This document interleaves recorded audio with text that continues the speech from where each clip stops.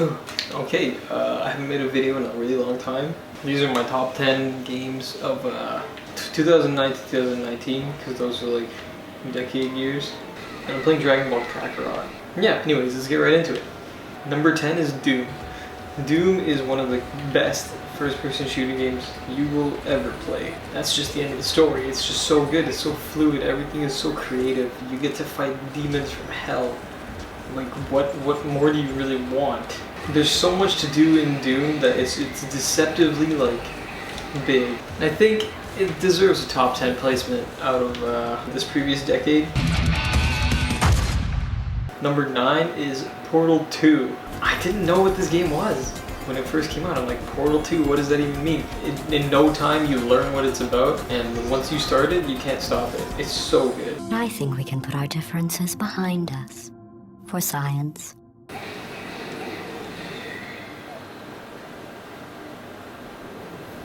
Whoa, okay, so that happened. Number 8, Uncharted 4. I've always loved the franchise since the first one, and I love them. There's nothing about it to me that's bad. It's half movie, half video game. Okay, to be honest, it's more 30% movie, 70% game. And it's fun. It has a lot of stuff to do, and it has a nice story to it. It's just a nice adventure. It's just a nice adventure. And number 4 really takes that and just expands on it, makes it a really big world you can explore, which I didn't like that there was so much to explore, but I also really liked that that they gave you freedom to go everywhere you wanted. So it's kind of a good and bad thing, I'd say. Honestly, I think it's a fantastic game, and that's why I put it at, where did I put it at? Number 8?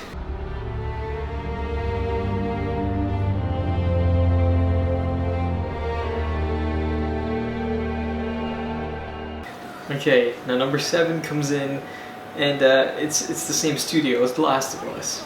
This game was, I think it's PlayStation's like game of the decade, like voted by fan users, and rightfully so. It's a game, but it doesn't feel like a game. It literally feels like you're in a non-stop movie that just, you never want to stop this movie. And that's why Last of Us 2 has so much hype behind it, because the game itself, during gameplay, there was just so much to do, so much to progress through. It was just a really good game. Just objectively, it's a good game. I can't be for nothing. And number 6 is, like, okay, this is gonna be kind of iffy.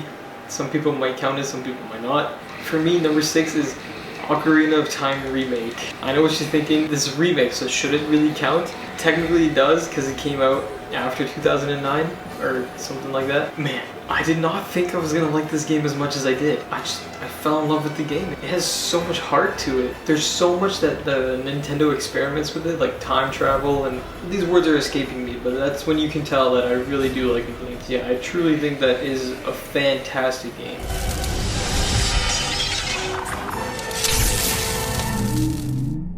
But if you're not going to count that, BioShock Infinite takes that spot. If you're not going to count Ocarina of Time because it's a remaster, BioShock Infinite is the game. It places at number 6 for me. Again, it's another time traveling story, but you don't really get it until the end, and it blows your mind, the ending. I don't want to spoil anything, but it's a great shooter as well. Really nice engine too. It's like the old BioShocks, but cleaner look. And the old BioShocks were, I didn't play too much of them, as I was much younger at the time, so I couldn't actually understand what was going on. Hey man, I might just go pick them up now.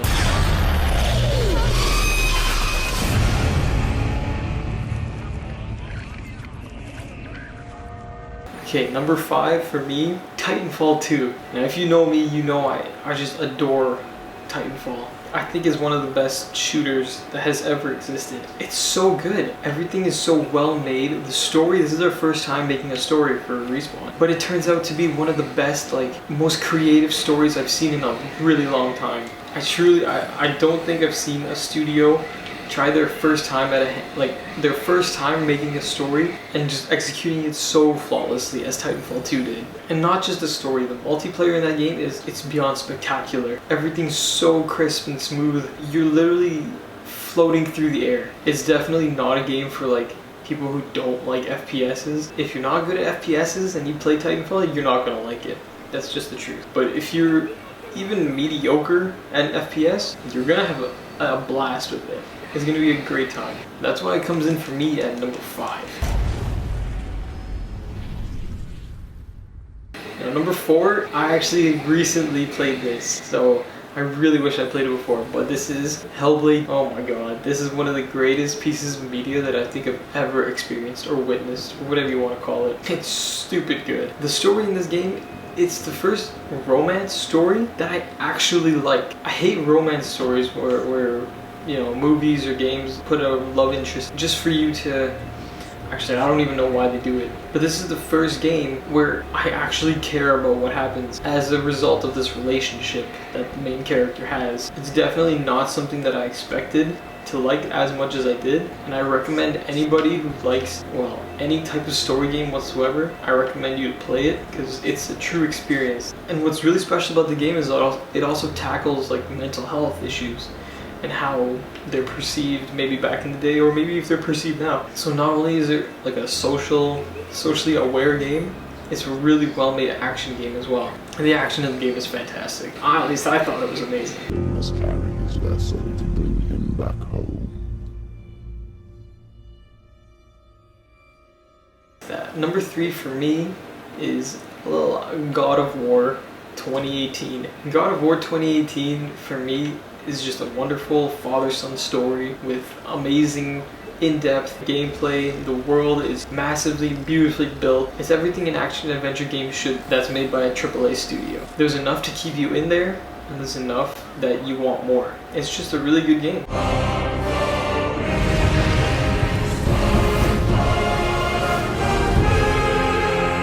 Number 2, and I had to think about this a lot, it's gonna be Breath of the Wild, the latest installment into the Legend of Zelda franchise.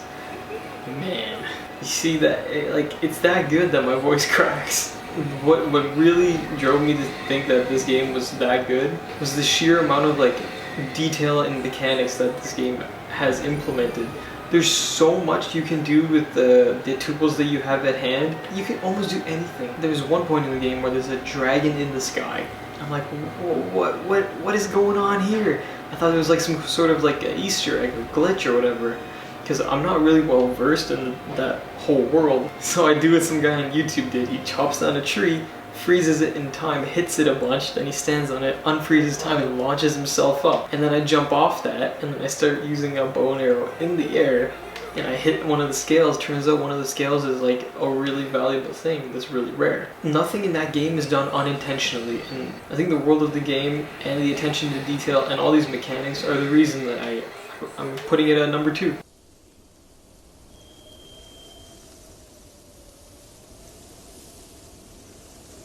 Now, before I get to number 1, I want to mention some I just want to add some honorable mentions for some games. So number 1 is Uncharted 2.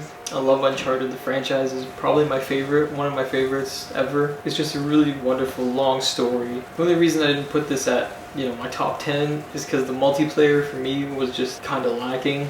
There wasn't really that much except for co-op. Co-op multiplayer in that game was amazing. And the story in the game, I don't know, I just never really felt it. It was a great story, by all means, it was amazing.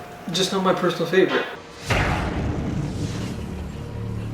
Other honorable mention would be Control. This game came out this year. No, last 2019. It's the art style of this game. I don't think I've seen anything as good or come near it. It's both futuristic and supernatural. It's amazing. And to top it off, you get supernatural powers. So I mean, who doesn't want to, use telekinesis or levitation across what seems like just a building, but it's so big. The game is so big, and if you start reading the stuff, which I don't like to do in games, but I really wanted to know what this world was about. The world just expands exponentially.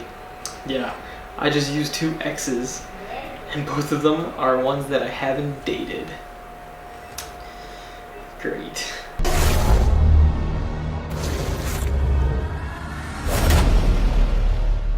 The last honorable mention would be Mario Odyssey. This is just a great Mario game. I can't really tell you. Mario always consistently makes great games. Mario Odyssey is no exception. This is a fantastic game. On the Switch, it looks amazing, plays even better. The only reason it's not in the top 10 for me is because I kind of actually like Mario Galaxy better, and I thought Mario Odyssey was kind of like Mario Galaxy but a little scuffed. Obviously other people think differently, but that's what I think. And unfortunately Mario Galaxy was not made after 2009, or otherwise this list would be shaken up quite a bit. Another reason I'm making this list now is because 2020 is probably going to have games that shake up this list. Like, I'm playing Dragon Ball Kakarot right now and I'm having an amazing time, but that's for another video. Number 1, you're probably going to be disappointed by this, but it's my all-time favorite, and it's going to be Uncharted 3. Uncharted 3 to me strikes the absolute perfect balance between game, cinematic story, and multiplayer, and it's just, I think it's stupidly good. To me, I don't know how this game even exists, because it's so perfect. You have a story that makes you want the plot to go further, but at the same time, you want to take a breath and enjoy the environments that you're in. The portion when you're falling out of the plane, I don't think I'll ever forget that.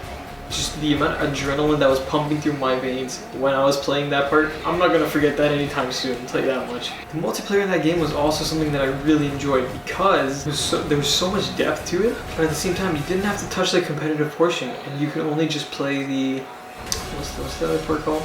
Co-op portion. When they came out with the DLC for that, oh my god. And they hooked me, they got me, because it was so good. You got to play as like favorite characters, but in a small mini, you know, adventure and story. But the best part is you play with your friends. That's what I was really hoping for coming out of Uncharted 4, was more co-op adventures. That you like small stories where you have puzzles and stuff, but you can do this with your friends. That was peak Uncharted.